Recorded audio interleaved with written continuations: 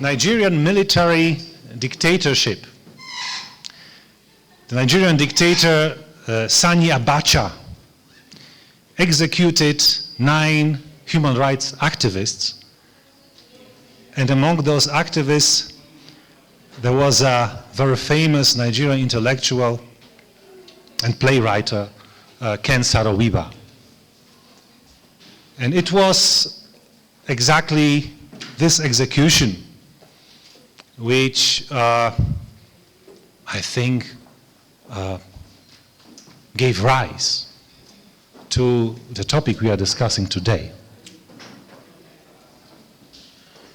Ken Saro-Wiwa and those 8 activists were fighting against displacement of Ogoni people in Nigeria. And the Ogoni people were to be displaced because an Anglo-Dutch company, Shell, wanted to extract oil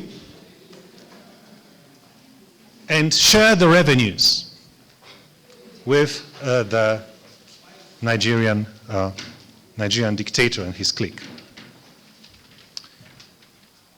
So, because not much could have been done within Nigeria, it was a dictatorship, then the public opinion around the world started to look, okay, so what can be done about Shell? Should we boycott their products? What kind of obligations can reasonably be placed on such companies? Because the UK and the Netherlands were democratic countries. And this is where it all started. It's quite a new development, what we are discussing today. But this cannot, or we cannot, as much as this development is commendable and welcome, we cannot disregard the fact that the primary responsibility for human rights protection lies with the government. And the government of Kenya of today is not a dictatorship of Sani Abacha. The government of Kenya is a democratically accountable government. We are living in a democracy for which generations of Kenyans have fought for. And if there was a question today morning, if the Kenyan parliament is responsible for human rights violations, yes, it is responsible. We are all responsible. And because I cannot put it any better, I will just read you out a tweet which was posted today morning by our able organizers. As the people who are indirectly involved in the lawmaking process by virtue of Article 1 of the Constitution, we are also responsible for ensuring that human rights are upheld by the various business ventures. I shall say no more. And we are also responsible for holding the government to account. And what I experienced today morning in the first session were students holding government to account. And I could be no more proud of them than I was.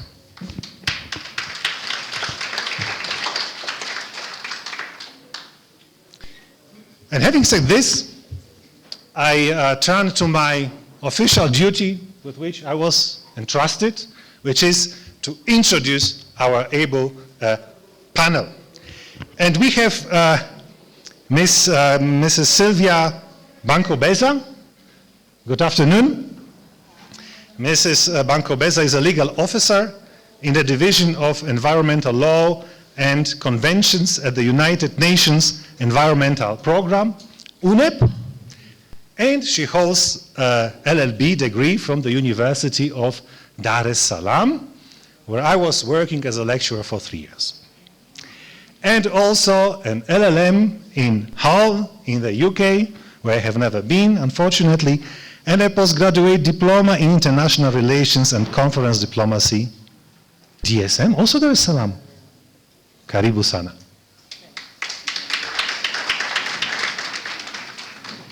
We have also Mr. Gino Cocciaro. I'm pronouncing correctly. Thank you. Mr. Gino Cocciaro is a director. He is a director of a Nairobi hub and program director of the program Extractives and Infrastructure at Natural Justice. Mr. Gino has previously worked as a legal researcher, so not new to the academia, at the International Development Law Organization, IDLO, in Rome. Isn't there in Rome? Yeah. We have also Miss Rose. Please, yes, for Mr. Thank you. We also have Mrs. Rose Kimodo. Mrs. Rose is an advisor at the Danish Institute for Human Rights, but she has previously worked also at the Kenyan National Commission on Human Rights as a senior human rights officer. Karibu sana. And we have Mr. James Mwenda. Mr. James Mwenda is a senior human rights officer at the Kenya National Commission on Human Rights. He's not a lawyer, but he has done things which are equally important, namely education, Bachelor of Education, and he has also worked in the field as a human rights worker in the area of economic, social, and cultural rights. And also, he's the man, as I have been told, for our today's topic, business and human rights, at Kenya and the Kenya National Commission of Human Rights. So please have a warm welcome here. And I would like to give the floor to our first speaker, Mrs. Sylvia Bankobeza. Karibu sana.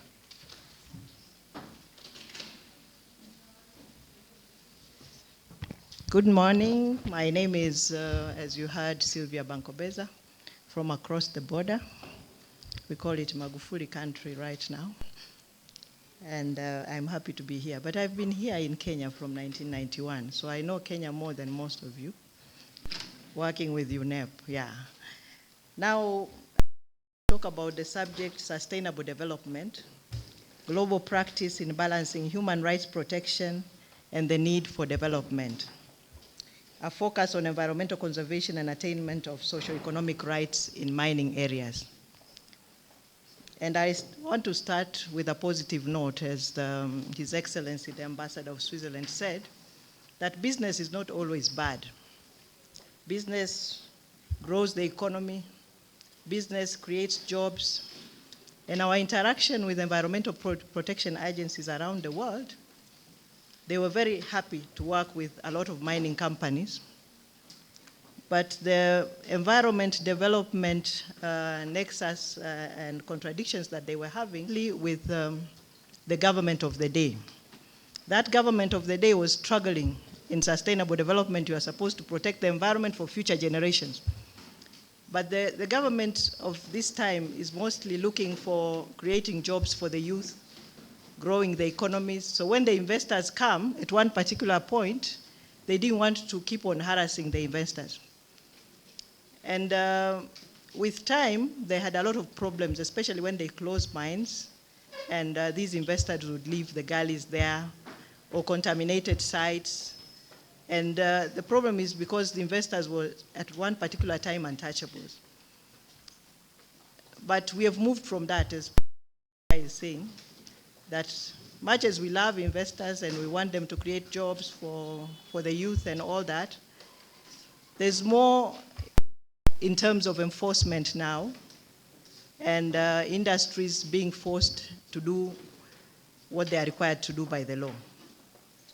And in the area of mining, there's a lot of guidance that comes from Berlin II on developing laws. So most countries have very good laws on protecting the environment for future generations as far as sustainable development is concerned. So the problems at that time were not coming from the weaknesses that come from the law, but were mainly political, in that investors were regarded as industries that are sought for the purpose of developing the economy, but also for the purpose of increasing jobs for young people. So that is the contradiction that was coming. But with time, when you look at the nexus between human rights and environment, because you're talking about business and human rights, I don't want to interfere with the United Nations High Commission's office, who was here in the first panel. So with UN, you normally have your own mandate. So I come from UNEP, and the UNEP, our mandate is environment. But as for rights, we have the right to a healthy and clean environment that relates to the environment nexus. And we also interact in issues relating to environmental impact assessment, where we have, these days we are focusing more on environmental and social safeguards. And as part of environmental impact assessment, also we encourage local communities to participate. Of course, there's the issue of whether whatever impact, the input that is brought by local communities, what is needed because of how the citizenry is and those who participate in those environmental impact assessment consultations that take place. And that is a concern all around the world. It's not only with developing countries. So I wanted us to have that positive thing that business does. It's not only negative. So it comes to create more jobs, because the public sector cannot create enough jobs. So the way even UNEP engages with business in other aspects apart from mining is more of cooperation. We have a lot of partnerships we develop with mobile phone companies, a lot of partnerships we develop with on green economy, for example. There are some partnerships we develop on lead in fuel. So we engage the private sector, and we work with them to come up with clean production in their businesses, and to ensure that whatever comes to the end user, with the consumer and the public, does not infringe on their human rights. And with that, we have treaty bodies around, whether we are dealing with chemicals, whether we are dealing with sustainable production and consumption, or, for example, ozone and other biodiversity conventions. In managing the part of implementation of those treaties, we normally provide also financial resources so that we can assist these industries to change their technologies to be more environmental friendly, so that they can deliver the right products that are less polluting to the environment, with less emissions. They can use water so that the environment is not affected, and we can leave the environment for future generations. So what are we doing in the mining sector? 2 weeks ago, we had United Nations Environmental Assembly. You know, with UN is member states. And for a long time, we had a governing council which had 58 members. But when you go to your Rio Plus 20, you realize UNEP was strengthened with universal membership. So that universal membership brought 193 countries to the assembly of UNEP. So that was meeting the other day when there was this Ethiopian Airlines crash. But the good thing about mining, they ended up with a very good resolution. Before that, they had a study of the International Resources Panel, and they wanted to go the human rights way with guiding principles and the UN framework that we are talking about today, and to develop code of conduct for business in relation to mining. So there was a resolution on mineral resources governance, but unfortunately, the governments themselves were, the proposal was to develop code of conduct, which is a soft law instrument, but they said no. I think we should go back and do more studies and come and report after 2 years. But the good thing about that resolution also provides responsibility to business, academicians and other stakeholders to work towards advancing the protection of environmental law and human rights at the mining sector. So I will encourage you to go to Rio Plus 20, with sustainable development. There are paragraphs that deal specifically with mining, but also Google the resolutions of the 4th UNEA, where you'll have that mineral resources governance resolution that will give you the work that we are supposed to do for the next 2 years, but the responsibility in relation to capacity building, due diligence, and all the other things that need to be done in the mining sector. And we continue reporting in the 5th session, which will take place in 2 years. So that's what we do as UNEP. We don't work at the country level. We empower governments. The governments are the ones who go work with you at the level of if you are litigating on cases and such issues. But we also have a project with FAO that we have realized that countries are now to their 2nd or 3rd generation natural resources type of legislation. And apart from the traditional natural resources that we used to analyze, this time we have included petroleum and mining, which are the areas that we are talking about. So that is we are almost finishing the peer review and all that.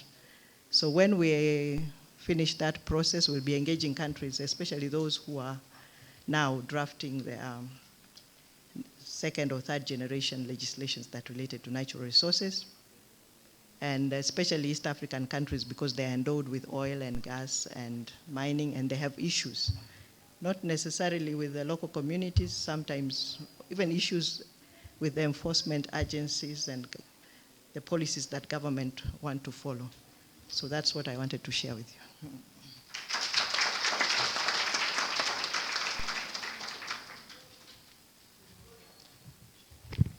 Thank you very much for introducing us to the various activities by UNEP and various programs, and also for outlining that business is not always bad, and that it is in our best interest to attract investors, but the question is, which investors do we attract?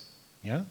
The best thing is to attract investors who are in a position and willing to work in a country in longer perspective at moderate returns, and who respect the environmental standards.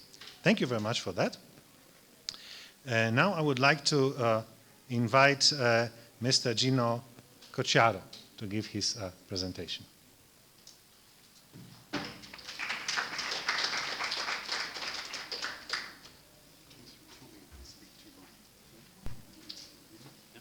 will not tell you because I also speak.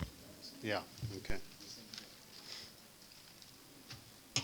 Hello, everyone.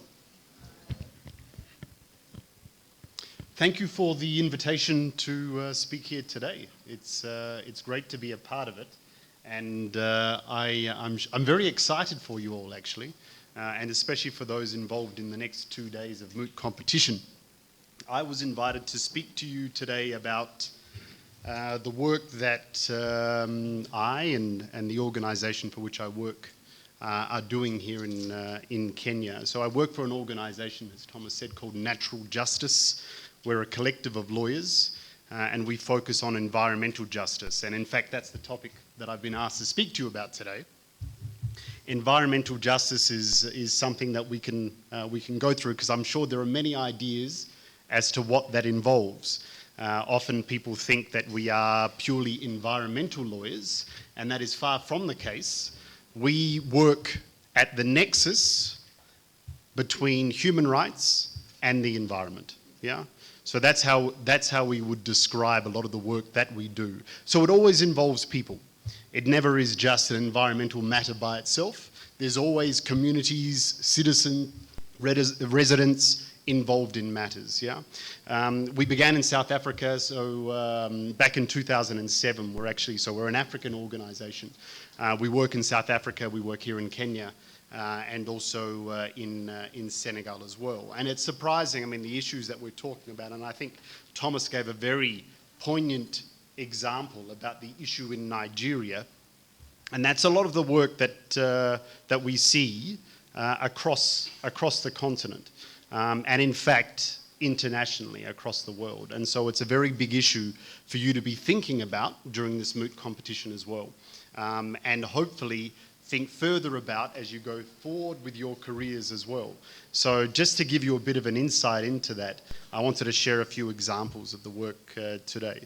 So when we're describing environmental justice, I think there's probably, I mean, there are a number of examples from Kenya, but I think some of the most recognizable ones, the first one took place in Mombasa. So the Owino Uhuru, are we aware of that issue at all?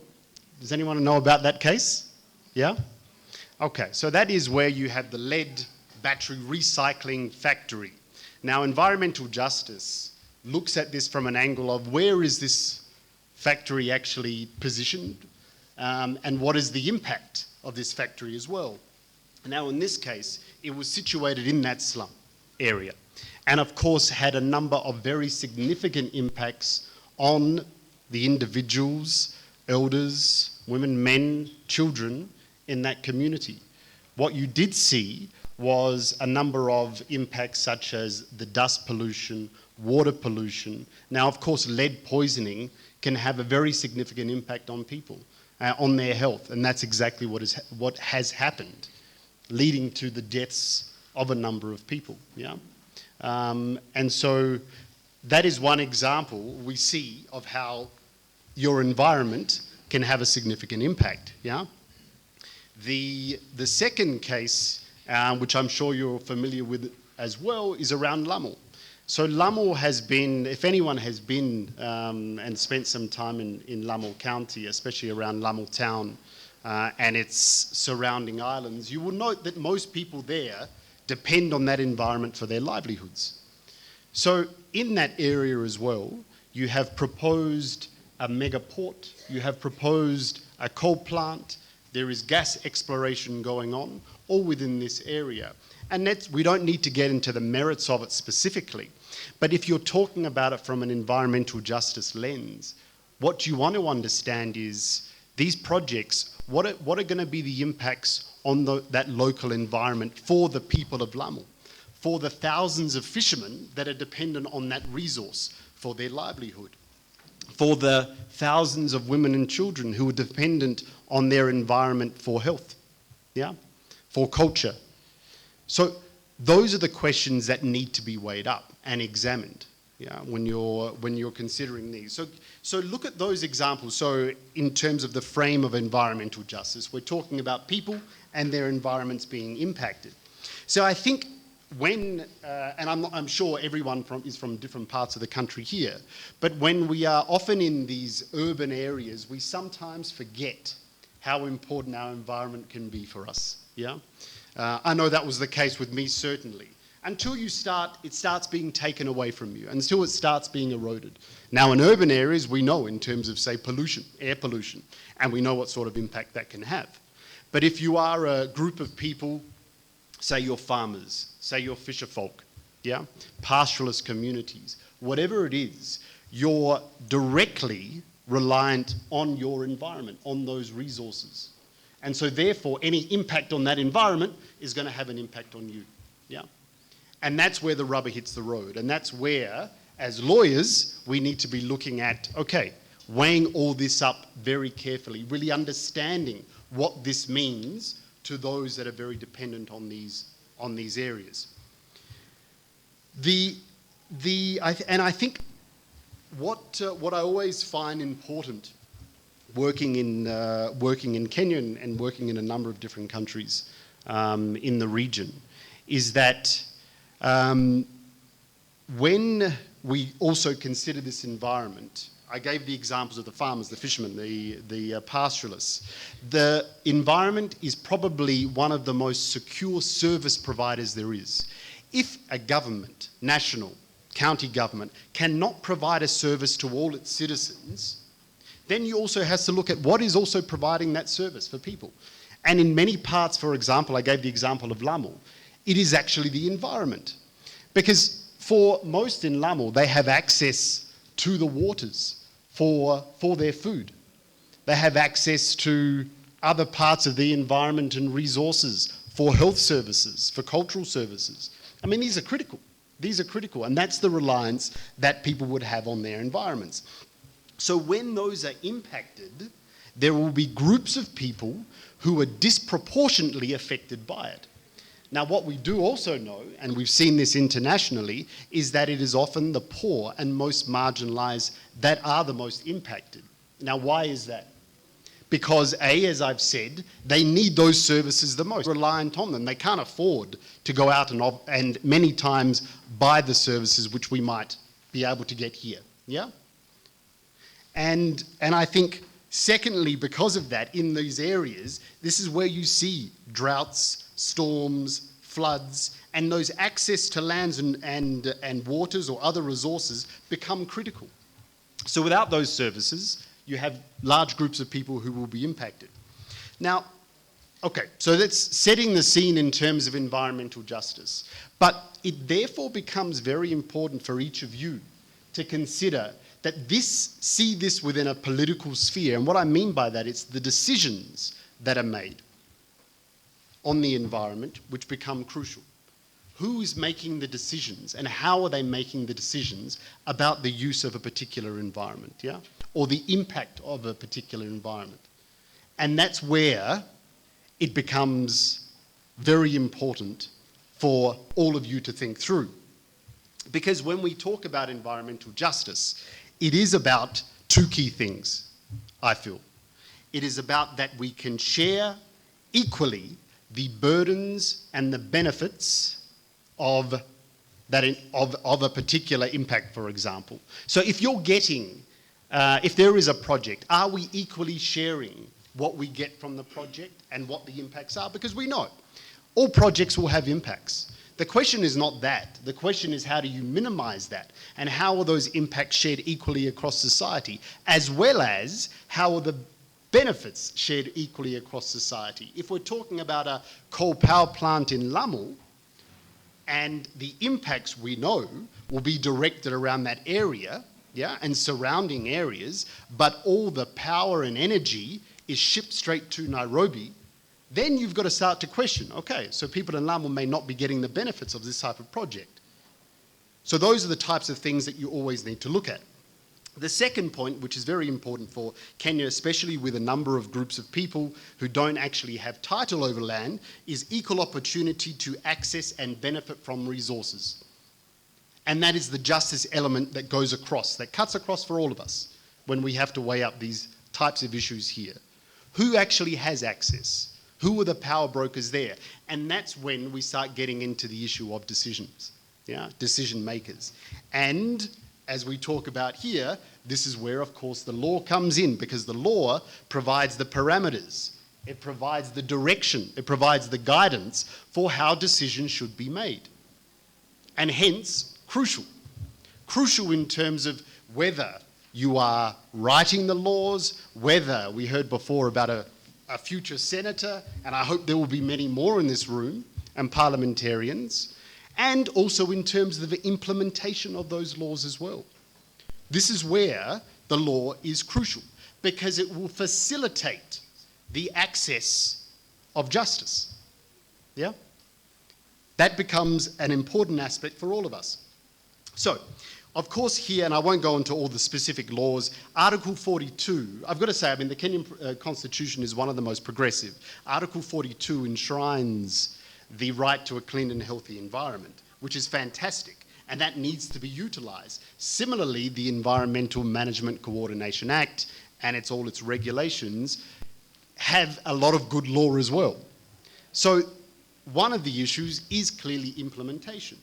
Now, the implementation challenge comes down to, definitely, if you look at some of the institutions, the government institutions, it can come down to issues of capacity. And what I mean by capacity is just numbers of people, the funds that go to these institutions to carry out their work, like the National Environmental Management Authority. And there are a number of other institutions as well which suffer from the same lack of, say, financial capacity at the same time.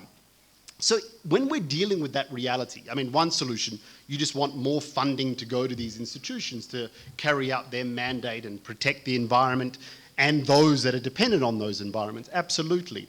But at the same time, I think we have to deal with some of the realities. And what it is also about is that it's about the citizen getting more involved in the implementation of the law.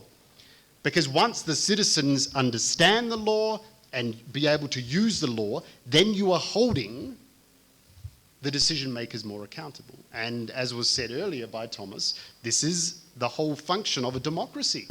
It needs to work in this fashion. It needs to work in this fashion.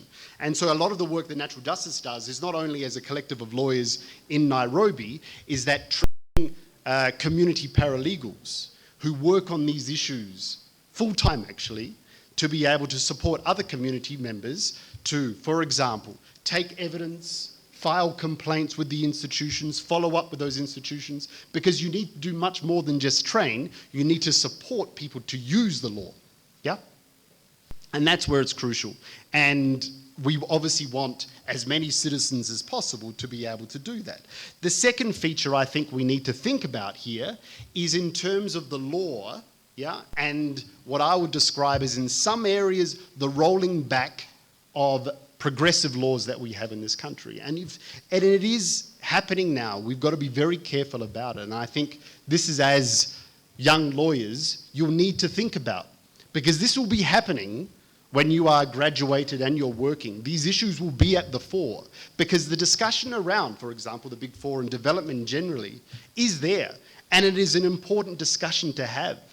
It's not about being anti-business or anti-development, but it is ensuring that, from a justice perspective, that development actually does assist the people that need it most. Because if you are near, say, in a slum in Mombasa, or if you're in Lamu, or if you're in the salt fields in Kilifi, you do not see this benefit, yeah, which other people do feel in the country, which is important, of course. But you're feeling it yourself. In fact, it's going in the direction. It's further marginalizing you because you don't have access to those services that you once had. And you're going to have to pay for those services now, which is happening in many times. We once had a water point here or a river system, but now we actually have to purchase water. So the other things I was talking about in terms of those laws being rolled back, we need to be very careful about.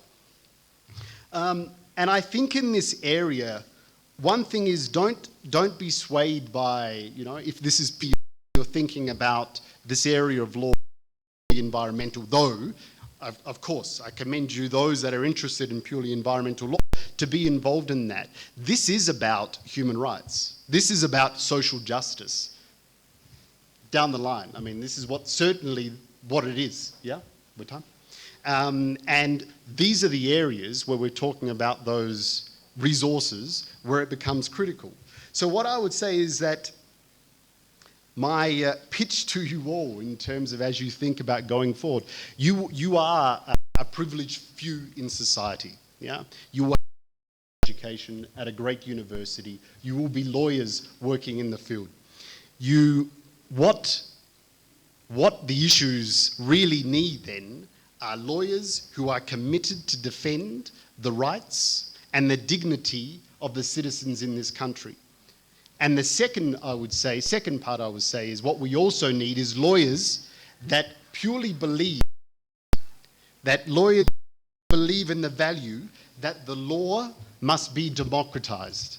That it's not just the purview of us, the lawyers, that we control this, but it's about everyone being able to use, to be able to implement and shape the law as best possible.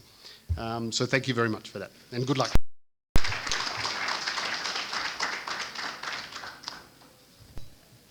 Gina, thank you very much for this lively and interesting speech.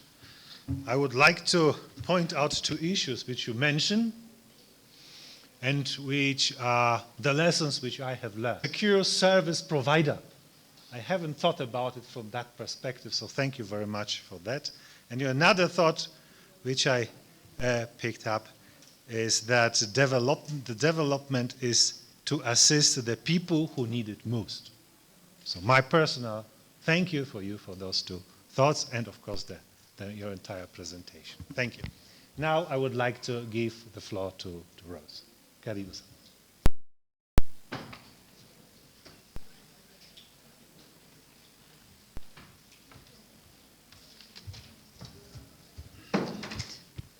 Good afternoon, everybody.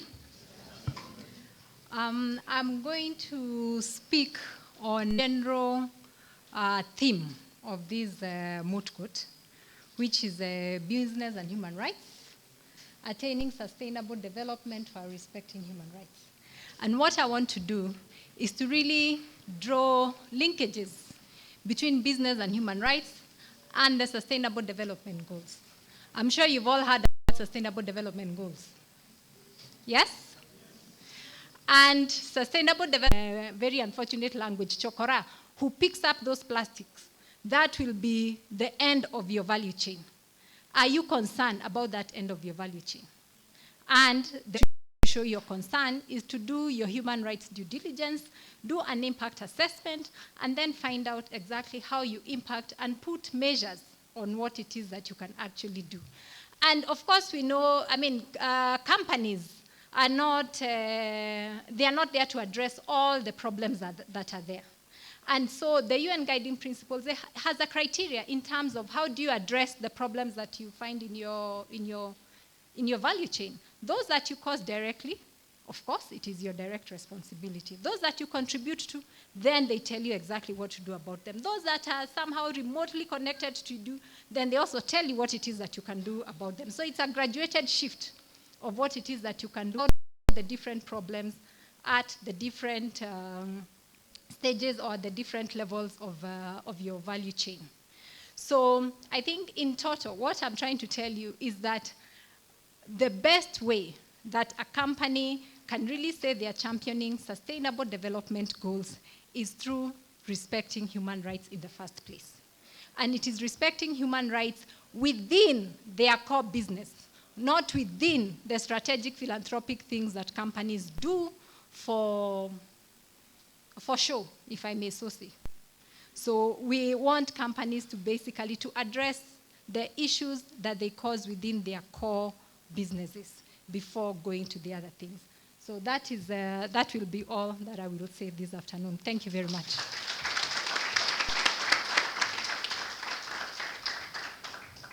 Thank you very much, Rose, for sharing your experience.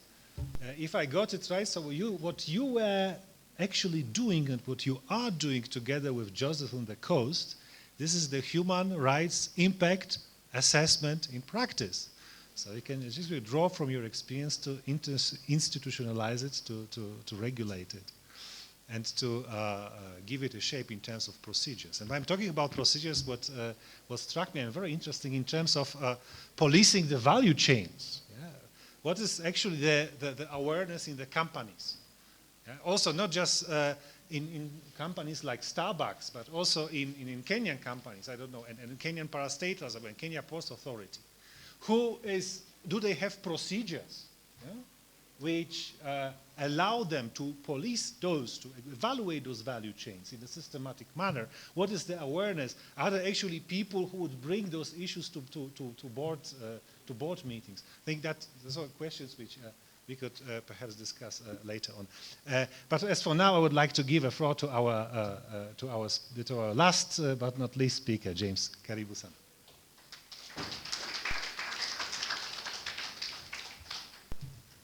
Habari ya mawakili? How many are lawyers? Or anticipate to be? Siwasimame tuwaone.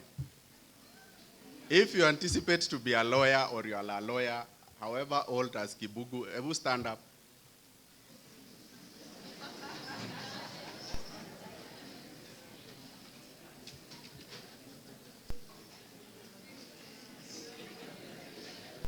Aya, you can sit.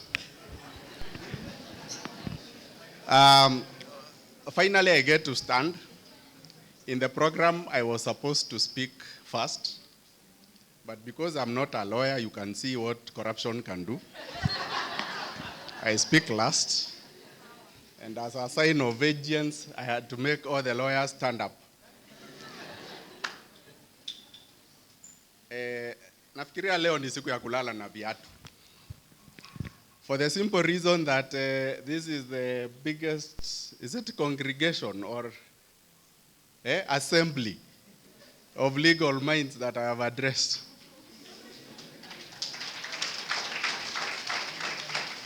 Whereas everyone else, including the good professor, will say, I addressed lawyers. I mean, so what? You are a lawyer. My background is education. Sasa mwalimu ameongelesha mawakili. Sasa unafikiria hiyo ni kitu rahisi? I talked to lawyers today, so even if I sit down now, I addressed you. But more importantly is the pleasure of seeing the hope ahead for this country. That for you to have chosen this theme, it shows hope, because what we lack in this country is basic concern for our fellow human beings, isn't it? And people like Washira was asking very hard questions. And human rights is about what you do to others. And for me, it is as simple as this. Do unto others as you would want done unto. That is simple, for me, interpretation of human rights. Fanyia wengine vile ungependa kufanyi. And once you obey that law, then you will not build dams with towels. You will not, there will be no maize lost or rotting. KEMSA, was it KEMSA or KEPSA? It will be working. So having said that, and because my job was very direct, what do we do? Who doesn't know what they do? I know what I do at the commission. So I was asked, the question says, the work you do at the commission on human rights with special bias on the environment. And since I'm not an environmentalist, I have chosen to give some background of the commission, where the commission is a constitutional body with a wide mandate for the protection and promotion of human rights. And those functions are clearly laid out in Article 59 of the Constitution, and then by the Operational Act, Kenya National Commission on Human Rights Act of 2011. Now, it is very difficult to say where the mandate begins and where it ends, so long as you are touching on human rights. If any one of you can stand and give me a topical issue that does not concern human rights, I will shut up, cede my time to him or her, and then I learn. Because everything we do, in my sense, touches on human rights. Everything. Including kunimulika namna hii, aulize kama macho yangu ni mbaya. Na yeye ananimulika tu, si ni kweli? Including sitting for a long time, so I relieved the lawyers, and they stood a bit. Hiyo si ni haki ya kuhakikisha damu ina flow. So in that connection then, our mandate is as wide as can be. And before I go to the environment, I'll give you the work we did, or the commission did in 2004-05, where it was talking about living large. And we were talking about people purchasing Mercedes-Benzes, people living in lavish offices or working in lavish offices, and yet the levels of poverty were very high. And how people were asking, sasa, nyinyi mumekuwa busybodies. You are busybodies. Why? Because what does Mercedes have to do with human rights? And with the wisdom of the people at that time, and I was there, I am not saying I'm wise, but I was there, we went forth or ahead and interpreted exactly what it means. And we were able to show that that luxury is a compromise on other more essential services that the common mwananchi would need. And therefore we are saying, one man who hardly sits in that car, or woman for that matter, who sits in that car for a few hours a day, buys a that time I think the highest was about 12 million shillings Mercedes-Benz. And yet, like some questions were asked, someone in Turkana is dying. And we were trying to show that actually that one Mercedes, if he stepped down with humility about a 4 million shillings, still we would have fed how many people in Turkana? All right? And how many hospitals would have accessed drugs out of the balance of 5 million? Now, the essence of me saying that is that I am saying you cannot address one aspect of human rights and leave the other. Because the core characteristics of human rights is such that they are so interdependent, they are so interrelated, they are so indivisible that you cannot talk about one without the other. Now, the impact of the environment, for example, on human rights is so humongous because the hunger we are experiencing is an environmental issue, isn't it? Either the environment has been degraded, like the tragedy that is to befall this country as the Mau recedes. Is there food? So, as we talk about the environment, are we talking about the right to food being compromised? Now, someone who has not fed for 2-3 days, are they healthy? People who have not fed, can they go to school? People who are not fed, do they even have water? So can you see that interrelated? So for me, it's the challenge that you need first to understand and conceptualize human rights in a way that you are able to draw a chain, and then when you draw the chain, you meet that the components of the chain are all the same. Because when you remove one, you have basically dismantled the chain. Now, where do we further get our mandate? If you look at the UNGPs, the United Nations Guiding Principles on Business and Human Rights, in all the three pillars, the national human rights institutions are mandated either to offer advisory, to offer advisories to the state when it is crafting its laws or policies, that in that crafting of law and policies, that those laws and policies encompass human rights protection. If you look at businesses in that sense, then you know that you are supposed to consult extensively as a business entity. And one of the people or institutions you are supposed to consult is the national human rights institutions. Why? Because they are specialized agencies of state that deal exclusively with matters of human rights. And when you go now to access to remedy,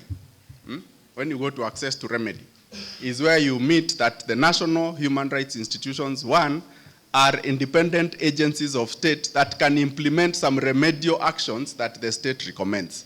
And secondly, that the national human rights institutions themselves are points of remedy. They offer remedy. Last year, around July, we were in Laikipia, and there was a conflict between a big business and water users or community members, where the company had released effluents, and they had approached NEMA, Warma, chiefs and all, and then came to us finally, and went and studied the matter and said, this matter, the way we see it, we propose that you do mediation. You know, mediation is less adversarial. So I know you lawyers will thrive in court. You heard them bragging how the professor was questioning on behalf of Koinange.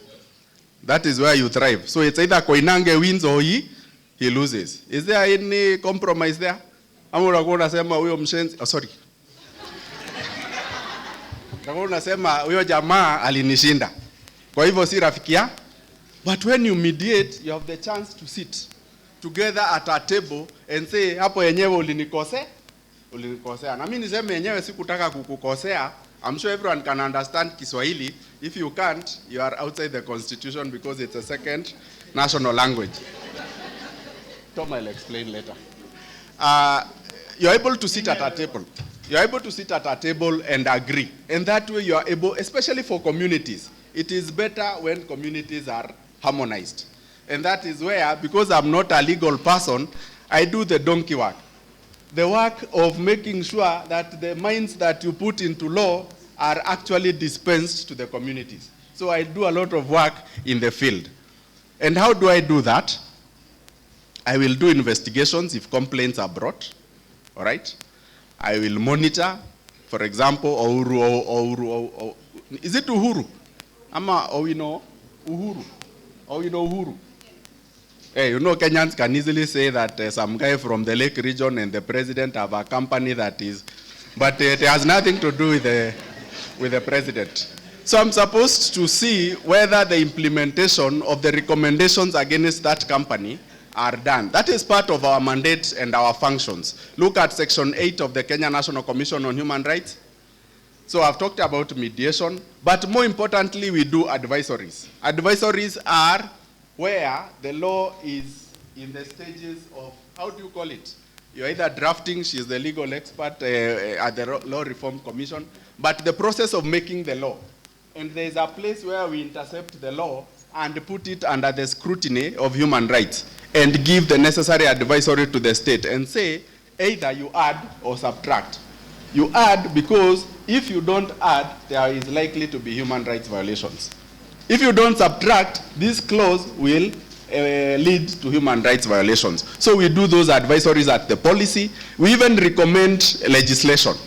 I remember many years ago, the law that operationalized the National Commission, National Conciliation and Integration, National Cohesion and Integration Commission.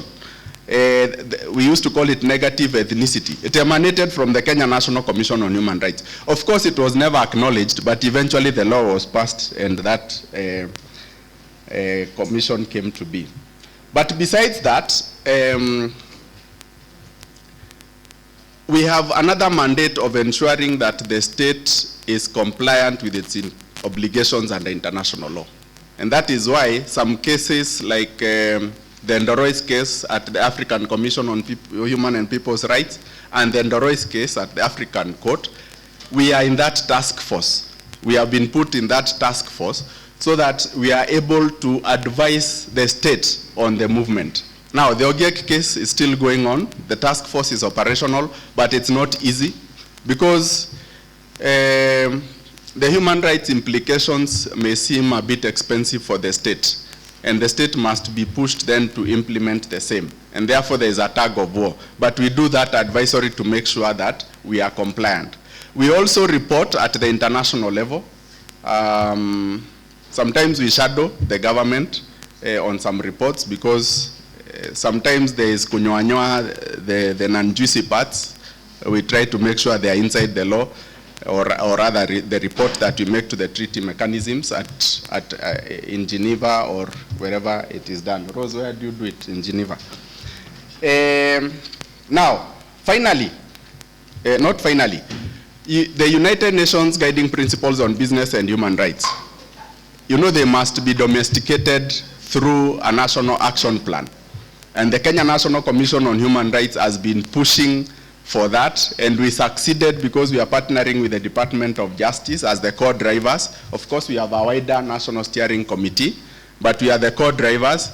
The money is finished so that you don't follow me, but we have been housing the fund that has been running the National Action Plan on Business and Human Rights. And therefore, in that sense, then we are to make sure that the National Action Plan on Business and Human Rights is human rights compliant. We have also a very crucial mandate. I hope my time is not over. It is. It is? You have 2 minutes. I'm a teacher by profession. Teachers say what should be done in class. So, I was on what we are told to create or to make sure that the public is made aware of its human rights, and also public and private institutions. So we create awareness. We do a lot of training for businesses. All those things where I have not talked about the environment, insert environment and swallow the point, because the environment is there. So all those things we do a lot of public awareness, including what am I doing here? See, I'm doing public awareness. It's part of our mandate, and you can extrapolate on the mandate. My final point is where I began. Please understand the interrelationship between the various aspects of human rights. And if you are able to do that, then you are able to extract, even when some of you will be drafting very progressive laws, and I hope you will. I said I'm very hopeful, isn't it, in this team? I'm wasting my hope. I am very hopeful about this team because it's a reflection of the future parliament. It is a reflection of the future Senate. I hope there will be women representatives by that time. I hope there will be no MCAs.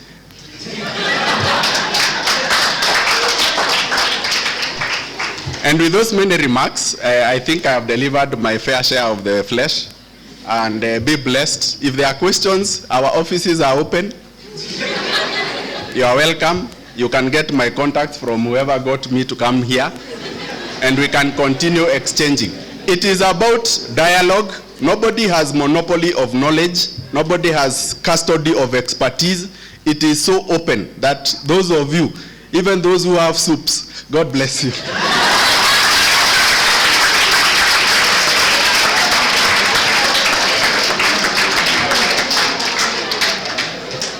Thank you very much. I have nothing to add.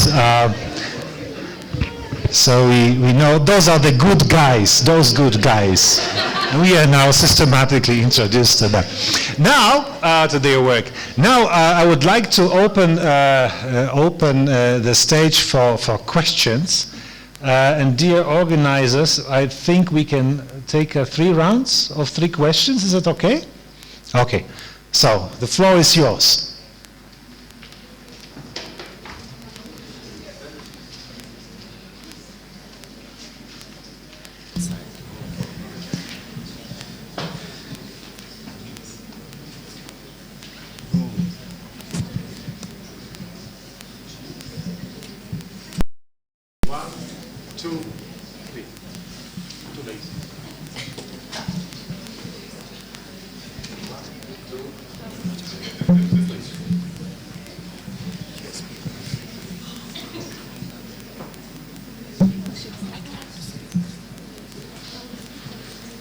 Hello, my name is Angela.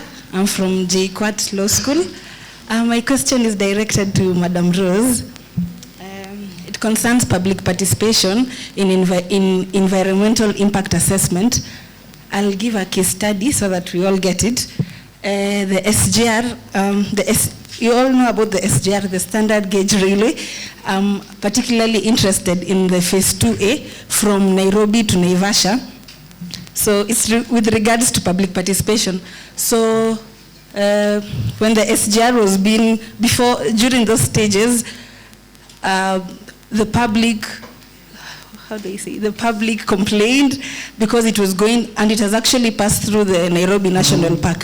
So my question is, how do we ensure that the concerns, the fears of the public are taken into account in such projects? Because it's ending in June 2019, and it's like they disregarded the concerns, the legitimate concerns of the public, because it's going to pass through. It has already passed through the Nairobi National Park. So my question is, how do you measure public participation, or how do you evaluate public participation in environmental impact assessment? Is it just a conveyor belt, or how do we get to ensure, as now the rest of the public, how sure are we that our concerns, our fears were taken into account? Thank you.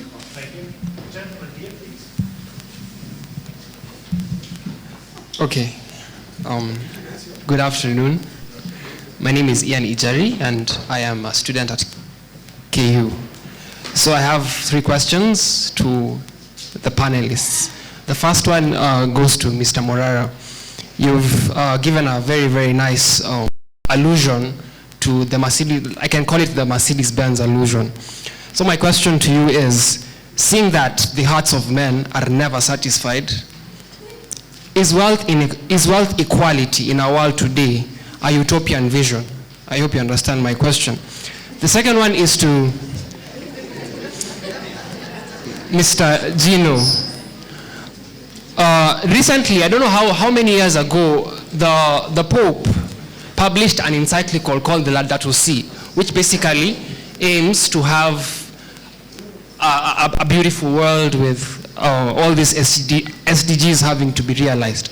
So my question is to Mr. Gino, is climate change and environmental law being used as an instrument to limit the rights of other people? Case in point, look at Lamu, for example.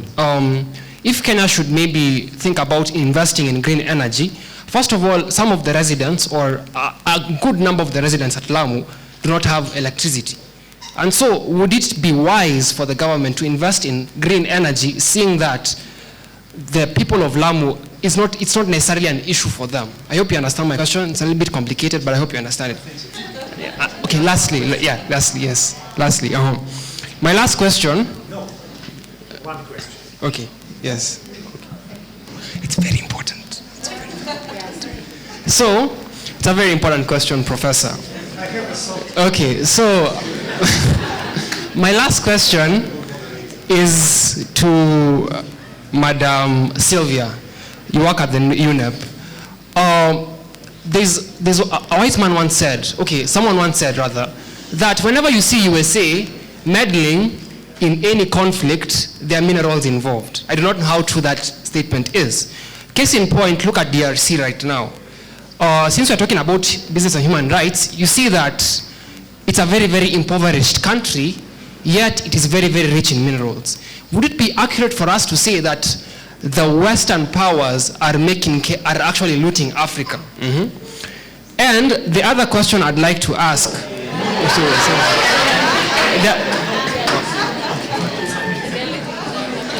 those are very pertinent questions, but they are enough. Hello, my name is Rahma Abdi, and I think it will be unfortunate for me if I don't mention this. I'm from Marsabit County, and there is a place called Albi. It's a desert, of course, and currently people are really suffering in terms of cancerous water. The fact that we say water is life, I think the people in Karigi area are really suffering, and the main issue there is that there was an oil company which was doing its exploration in 1980s, so the effects are still there. So my question is for the companies such as Talo, which was here in the morning. They are doing some exploration and all that. They're also in Marsabit County, of course. So my question is, what are they really, are there any environmental impact they are dealing with after they leave the area? How are they really dealing with the environment? And after the government was informed by the media and all that, what the president did was unfortunate. He promised the residents to give them 300 camels. And my question is, this is a matter of culture, livelihood, and this is their life. The people are still using the water, which is cancerous. They have, so what are they, what is it that you are really doing, or what are you supposed to really do? Are you just supposed to just tell them about their rights? You have rights, Article 43, sustainable. What are you really doing? You just can't tell them you have rights and all that. Yeah. Who would like to start? Let me start with the Marsabit question. This is what I was talking about when I was saying that when we consult these environmental protection agencies in meetings, they were telling us they have this problem. But the problem was mainly coming from the government. The government invites all these investors, I don't know, oil explorers and all that. And what they are looking for is additional income in whatever income the government is getting. So there was a time they were holding the investors with a lot of kids' gloves, especially in mine closures and such exploration closures. But now, even in the whole of East Africa, things are really changing. The problem is now how to get the historical remedies when maybe the companies have left. But I think we are supposed to go through NEMA. But NEMA, in a particular time, they had expressed that frustration with all this issue of investors getting jobs and how to handle investors, especially when they leave gullies and they leave contaminated places. But there's something they can do about it. So NEMA should take that up. If it's out of the media, go back to the media. So if it's issues of lead, there's a lot UNEP also is doing in lead poisoning, assisting governments to develop national legislation. About 70 of them have developed, but there's a model law there for those who need. And of course, it was also working with Kenya on environmental defenders. So NGOs can be used to raise such issues. But as UNEP, we hold back. We are not supposed to be interfering in internal affairs of countries. So national law is supposed to be working there. But if they need guidance in terms of technical assistance in getting guidance in developing laws or strengthening institutions in a particular area, we can do that. But the issue there of water should be taken seriously, and you should start with NEMA. I mean, the county government is supposed to take that up. And there was another issue on US, it's like exploiting developing countries. It's not only US. It's in most developed countries that are investing in oil, gas, and minerals. And you wonder whether it's human rights issues. They'll come, for example, they came when Nyerere was the president in Tanzania, first phase, and said, okay, we want to explore, I don't know, gas or something, or mines, but we are going to take 85% and we'll give you 15%. And those mines are down there. You cannot get them with a spade. So these people are saying that, okay, when we go home, we borrow money, and it's very expensive even to do the explorations. So it's capital intensive. They use billions of dollars that the government doesn't have. But the government is hopeful that if they get petrol or gas or something like that, it would add into their income. So that is the dilemma. But most of the countries are getting less. But you may have followed up with all this issue about local content in mining legislation now, especially the boldness that came from our President Magufuli, who was saying we want 50%, because I have gold, you have the machines and the money, so you should give me 50%. And he was also trying to maximize the profits that a country can get, because they are getting the share is about 4% or something like that. And most of the time the government, I mean the investor is the one who tells you how much they got from the mines or from the, I mean, you don't have ways of verifying. Sometimes they're exporting all this sand and all that. You're not sure if they're exporting the gold itself. You don't have the mechanism of checking, but they'll come back and tell you your share is so much. So in the DRC, for example, when they heard of what is happening in Tanzania, they also asked for more in terms of honorarium, from 4% to 10%. But at least they're getting tangible money that can also help in free education and supply of water and energy and all those things. So that way, I think that's the link of human rights, because if you are contaminated water, then your right to life is being infringed. So it's a real serious issue. But even when Magufuli went on head on, he has all these problems with Acacia. Some of them were closing, some investors were not coming. But at least it sent that message home that we need more money. Can't continue telling our people that we have mines and then we just get a few dollars that cannot cover costs relating to governments.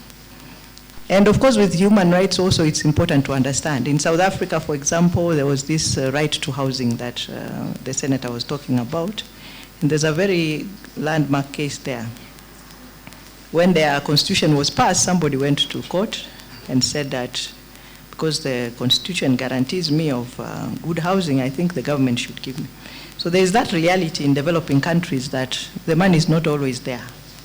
Even when we are talking about food and hunger, the issue is that people don't have money to buy food. But nobody gives you free lunch. There's no free lunch anymore. But of course, when there's an emergency, the government has a responsibility to give people food. But it's not that the food is not there. So there's the issue of environment and development in that regard, that you have all these guaranteed rights. But a person who is living in a slum doesn't have a clean and healthy environment, because it's not that Kenya doesn't have houses. There are so many to lets, and they've been empty for a whole year. But the difference that can move you from the slum to that apartment is about 100,000 a month, and that depends on your income.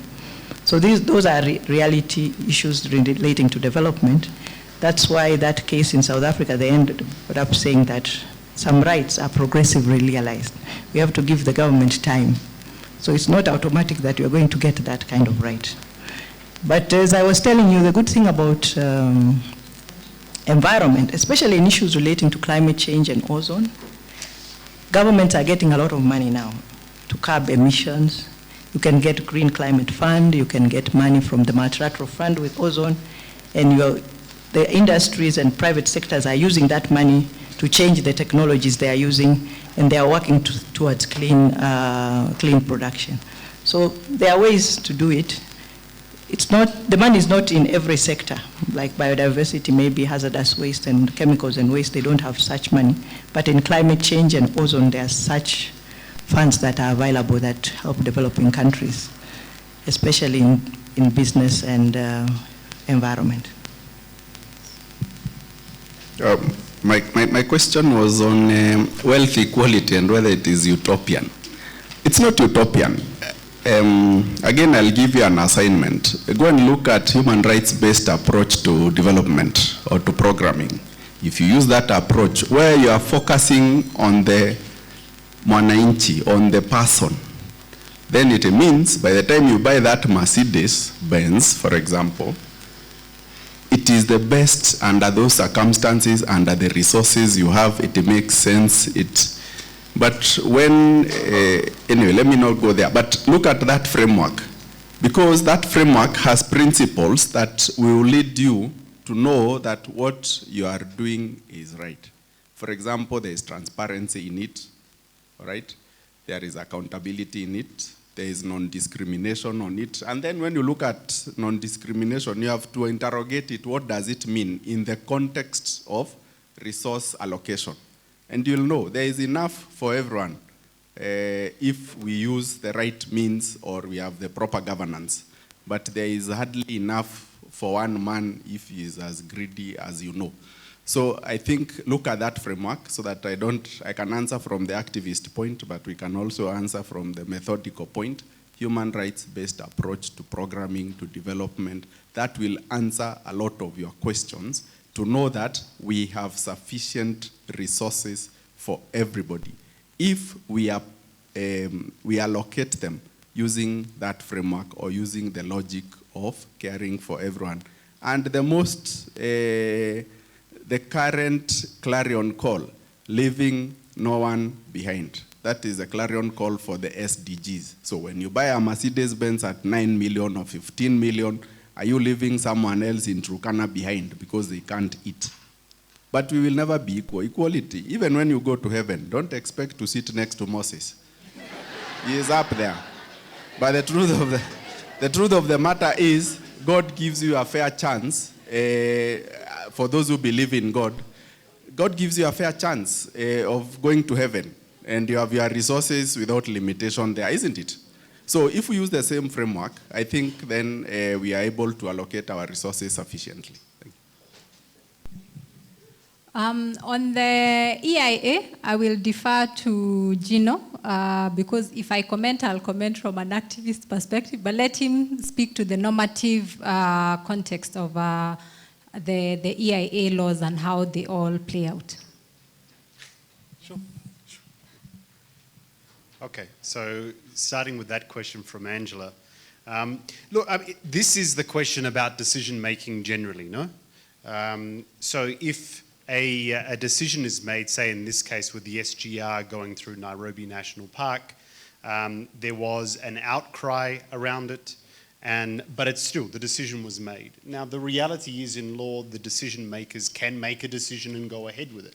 But what's really important is for those that have followed the process, for example, you've been involved in the environmental impact assessment process, where you've had an opportunity to, for example, go to meetings, give your comments, write comments as well about your concerns.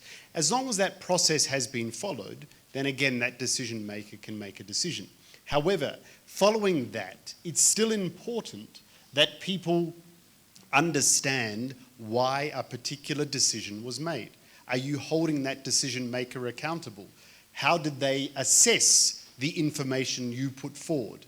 And that's, you know, and that's the key component to the process. And I know the group that are working on that case in particular, and have litigated it as well for some of these reasons. Yeah.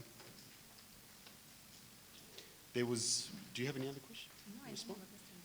Thomas, just to respond, this gentleman, sorry, what was your name? Ian. Yeah, Ian. Because I mean, I think that was a very important question about, especially with those, if you're talking about energy, for example, and the example you gave, Ian, was around, okay, we've got environmental laws, a whole discussion about climate change, but people have specific needs, yeah? And so you've got to balance them. And I completely agree with that, actually. I agree with that approach. We've got to look at the people that actually were talking about development before, who needs development, and we've got to speak to and understand what those people need. What I would say to that is this, Ian, is that when you're speaking to those people and understanding those people, question, do they have all the information to be able to weigh up things properly? Because if you go and say, okay, we're going to use, you know, a renewable energy, you won't get as much power or something, or a coal plant, let's say, yeah? All they'll say is we want energy, but are they also getting information about the other impacts and how it will affect them? So it's really about that, giving all the information so people can really digest it and make a decision on things, yeah?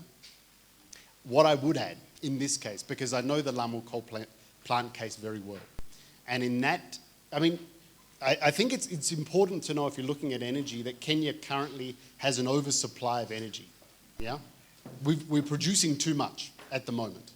So the problem isn't the amount of energy, it's about access to energy, yeah? So connectivity of people. And that's the biggest problem I think needs to be addressed, yeah?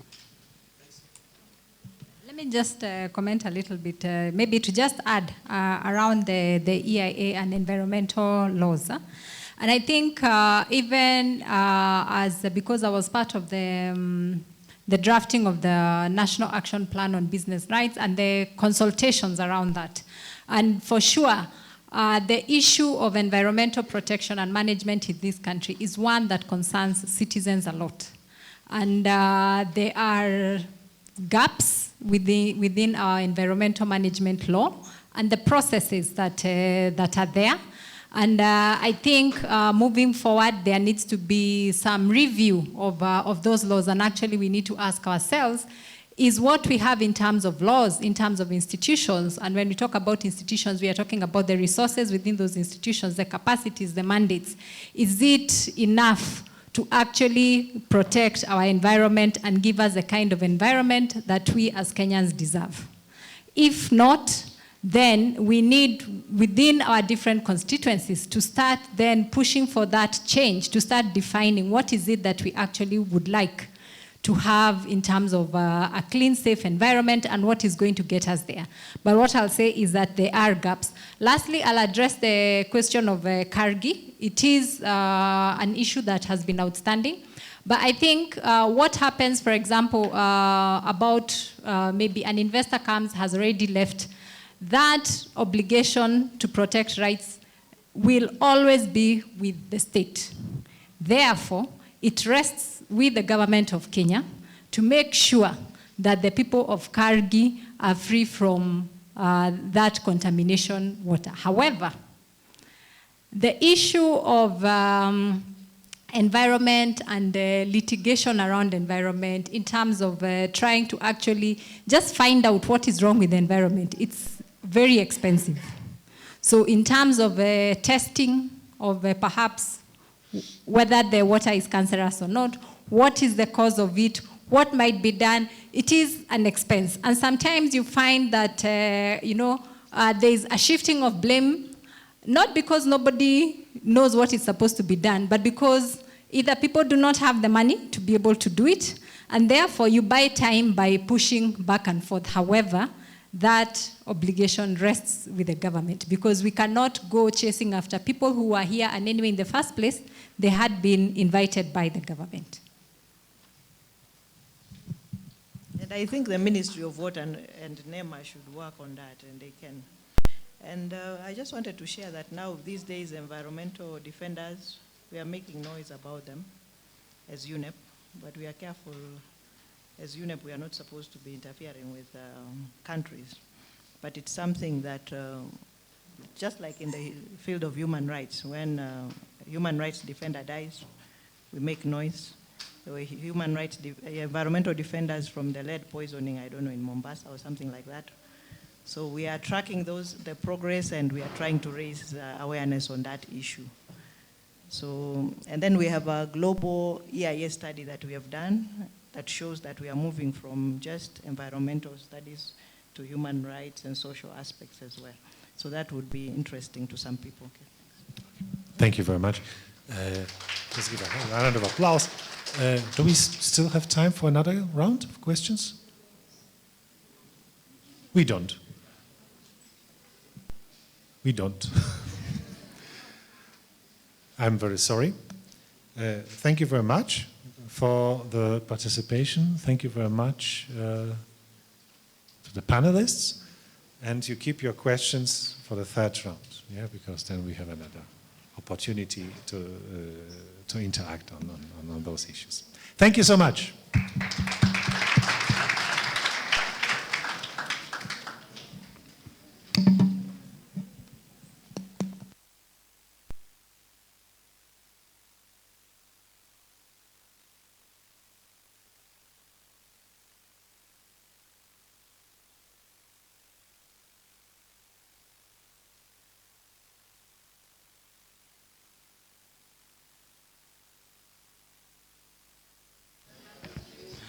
Okay, so I'm aware on the program it says you're supposed to take a short break right now, but then we've decided to just proceed, then have juice and refreshments after the third panel discussion.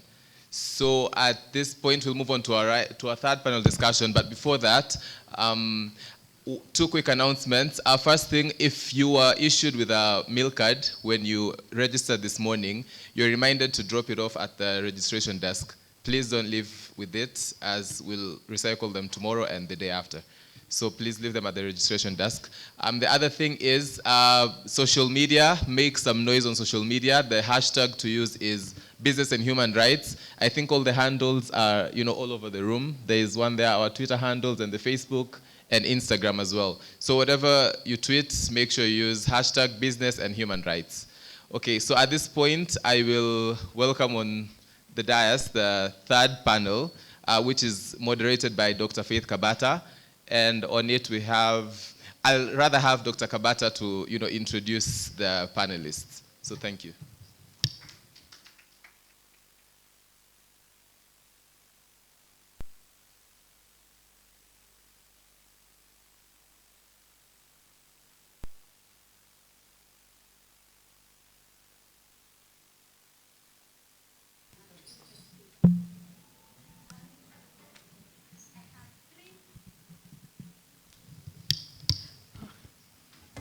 Okay, I have three panelists. I have Joseph Kibugu again. I have Timothy Thondu representing International Justice Mission, and I have Elizabeth Kariuki from the Kenya Human Rights Commission.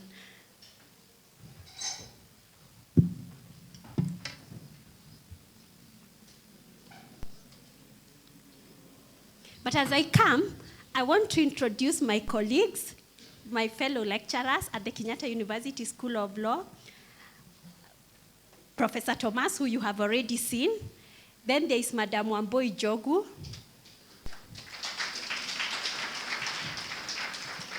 Then there is Ms. Hilda Mutweri. We have Mr. Boniface Mwaura. And we have Madam Lina Sarapai. Yeah, those among others. Now this panel is going to talk about enforced disappearances, torture, and even killings in the context of business and human rights. I keep saying that I learned quite a bit from Professor Thomas because he's very much senior to me, and he gave a story when he began the other panel. So I will also attempt. How many of us have heard about the Marikana massacre?